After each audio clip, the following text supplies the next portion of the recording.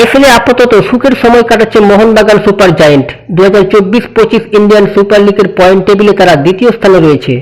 2023 সালে শোনা গিয়েছিল স্পেনের তারকা ফুটবলার আন্দ্রে এনিয়েস্তা নাকি সবুজ মেরুন ব্রিগেডে যোগ দিতে পারে। কথাবার্তাও অনেকটা এগিয়ে গিয়েছিল, কিন্তু শেষ পর্যন্ত আর এনিয়েস্তা মোহনবাগানে আসেননি। কিন্তু কারণটা কি, যা আমাদের অনেকেরই অজানা।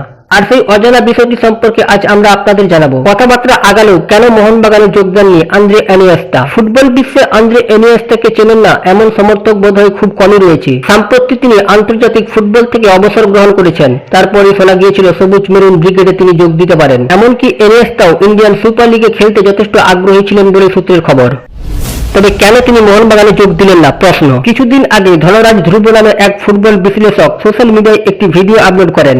সেখানে তিনি দাবি করেছেন একমাত্র আকাশ ছোঁয়া স্যালারি দাবি করার কারণে শেষ পর্যন্ত এনিয়েস্তাকে সই করাতে পারেনি মোহনবাগান সুপার জায়েন্ট। ধনরাজের কথায় সেই সময় এনিয়েস্তা তার স্যালারি $8 মিলিয়ন দাবি করেছিল মোহনবাগানের কাছে, যা ভারতীয় মুদ্রায় প্রায় 66 কোটি টাকার কাছাকাছি।